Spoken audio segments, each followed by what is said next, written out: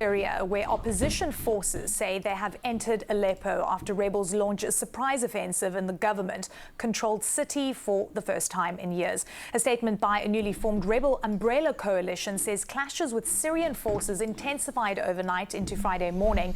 The rebels and Bashar al-Assad's regime had agreed to a ceasefire mediated by Russia and Turkey in March 2020. CNN's senior international correspondent Ben Wiedemann has covered Syria extensively over the course of his career. He joins us now to give us some perspective on the latest development. Ben, this is the first major escalation in Syria in around 7 years. Rebels claiming to have taken control of Aleppo's western countryside. What is the latest? Yes, what we're hearing from Aleppo is they've now entered the new Aleppo neighborhood as well as the Hamdaniya neighborhood on the western side of the city. This comes after they launched this sort of coalition of rebel groups led by Hayat Tahrir al-Sham, which is a rebel group that at one point was affiliated with Al-Qaeda, but they launched this lightning offensive on Wednesday, and since then they've taken, according to them, 63 villages to the west of Aleppo, which of course is Syria's second largest city, and they say they have now entered the western edge of the city. This is an offensive that comes after keeping in mind, of course, that the rebels lost control of most of Aleppo back in 2016.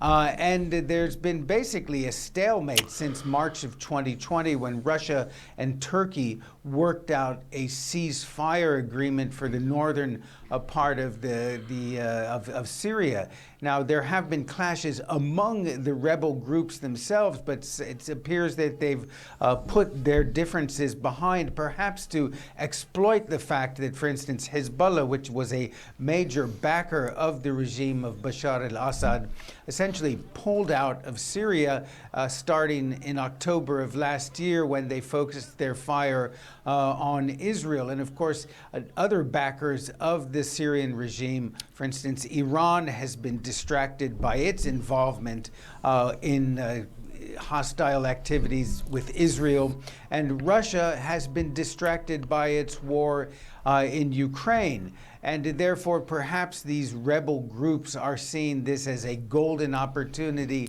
to target a weakened Syrian regime, a regime that doesn't have the kind of backing that it enjoyed going back to, for instance, 2015, when the Russians became directly involved in bolstering the regime of Bashar al-Assad. So certainly this does represent a dramatic change on the ground in an area where the Syrian regime was starting to feel fairly confident. They've been trying to rebuild parts of old Aleppo that were severely damaged in the civil war that's been going on there since 2012. But it does appear that the regime has been taken by surprise by this rebel offensive. Eleni? Indeed. I mean, a huge surprise, and they're calling it All right, guys. So one front closes, another one opens. The Syrian front, guys. This is, and let's just go ahead and just summarize this for you guys. This has been going on since 2010, right? 500,000 lives lost throughout the entire attempt of overthrowing Bashar al-Assad from Syria, guys. And the reality of it is, guys, this is headed by yours truly, Erdogan from Turkey, right? He wants, in my opinion, well, this is an opinion. This is really what's going on here. He wants to control the U.S. because Syria is really divided up now. With you got Russian control, you have U.S. bases there, you have Turkish control in certain areas, you have Kurdish.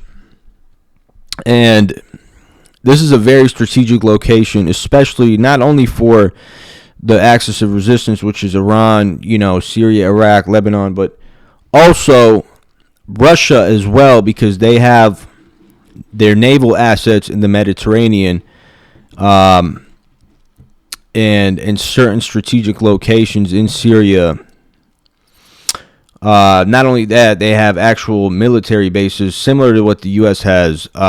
And this is all in preparation, guys, for the full withdrawal and what Trump has claimed that he wants to do, full withdrawal of U.S. forces in Syria.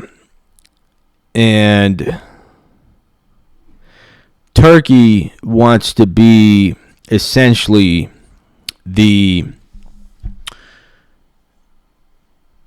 replacement for the U.S. in the Golan Heights, in the different bases that they have within Syria, in order to thwart the Russian-Iranian offensive or dominance in that region. So this is all, propagated and planned and orchestrated by Erdogan, the clown hypocrite, right, in Turkey, that's screaming free Palestine and free this and that. And he's over here shipping Azerbaijani oil from Turkey to Israel, right? And not only that, he's launching a full-blown offensive in Syria to dismantle that axis of resistance as far as its transportation networks all the way from Lebanon to Iraq, right? And these are oppositions that, the United States of America, the CIA, has supported openly. Remember, we had John McCain fly out there.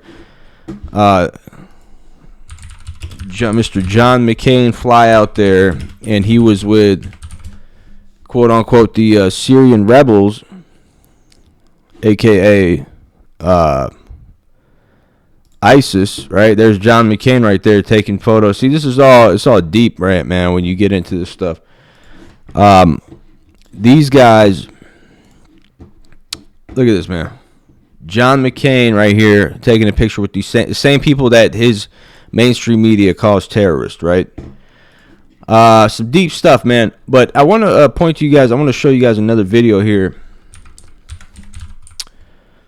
This is some real deal interesting stuff, man. This is like, I'm going to show you guys how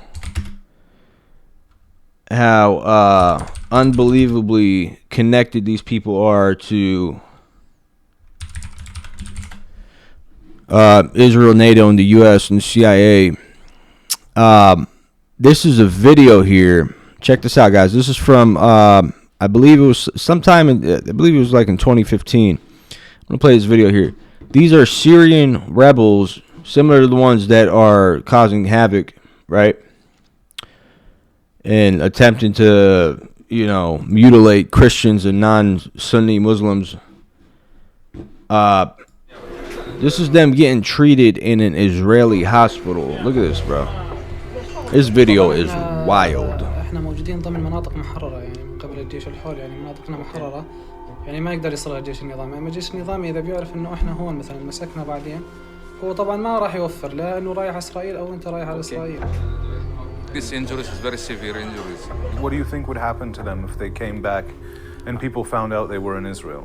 They may be killed.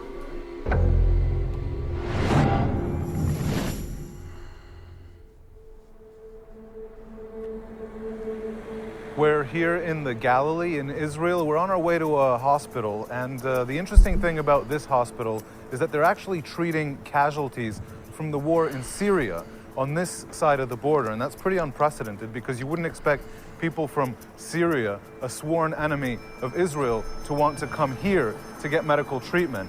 But the Israelis have opened their borders and they've actually allowed quite a few people to get treatment, so hopefully we're going to get to meet some of them.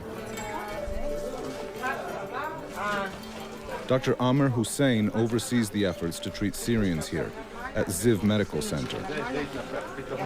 Is it dangerous for them to try to come here to seek treatment? Yes, it's very dangerous because there is don't want people come to Israel. What do you think would happen to them if they came back and people found out they were in Israel? They may be killed. But I understand that some of your patients are actually fighters from the various factions. At the past, the first, you want to see also the emergency?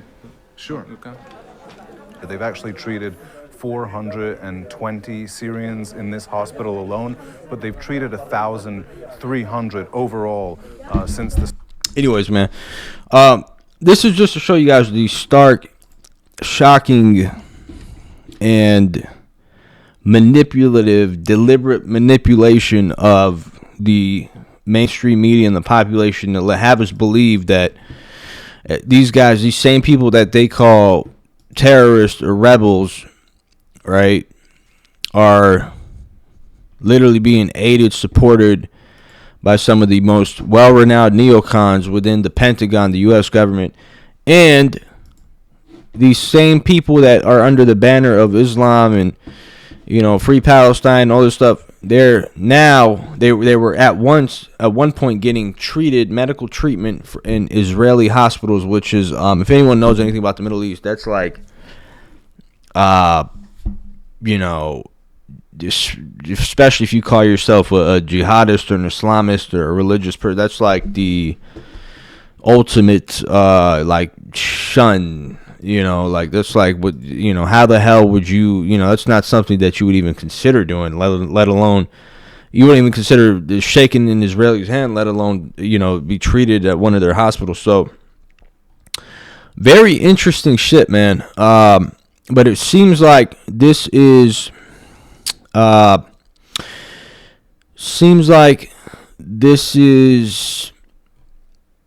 the new front that Netanyahu has opened with the closure of obviously the front in Lebanon, and now his strategy is to again try and turn Syria around, which is obviously not going to work for him. The thing is, this is the thing that some of these idiots don't understand is, like, when they say that these rebels have the ability to overthrow Assad, this is completely. They don't even have the capabilities or the military capabilities to go against the Syrian military army, let alone the Russian army, let alone the various Iranian-linked factions throughout the Middle East. And NATO would not give them sophisticated weapons, right, to make it look like that, you know, to make it apparent that they were actually supporting them. They're not giving them, you know, sophisticated. These guys are walking in with AK-47s, like some tanks and some, you know, mortar rounds, but they're not coming in with any sophisticated weapons that will allow them or give them the ability to even hold on to whatever positions that they've taken. I think that the Syrian army and especially in the Russian army are letting them sink in, letting them have their 2-3 days of fun. And then it's going to be a massive, you know, thwart, retaliation, desecration of these morons who are, you know, really just. And this is the funny part. These people are from all over the world, man.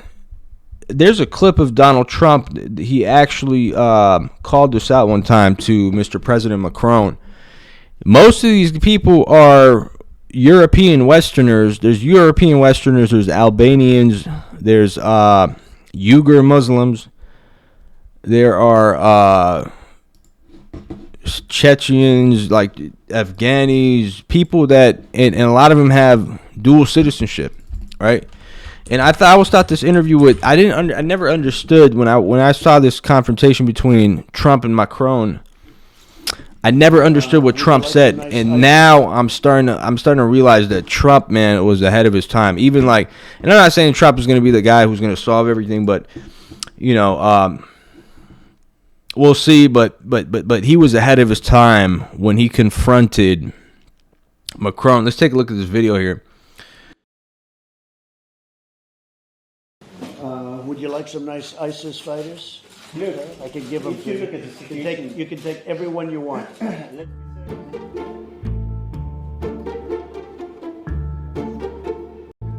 Défendre les intérêts européens. Make better or have a tremendous amount of captured fighters, ISIS fighters, over in Syria, and they're all under lock and key. But many are from France, many are from Germany, many are from UK. They're mostly from Europe. and some of the countries are agreeing. I have not spoken to the president about that. Would you like some nice ISIS fighters? Look, I can give them if to you you. look at the situation, You can take everyone you want. let's be serious. The very large number of fighters you have on the ground are ISIS fighters coming from Syria, from Iraq, and the region. It is true that you have foreign fighters coming from Europe, but this is a tiny minority of the overall problem we have in the region. And I think number one priority, because it's not yet finished, is to get rid of ISIS. This is why he's a great politician, because that was one of the greatest non-answers I've ever heard. And that's okay. Because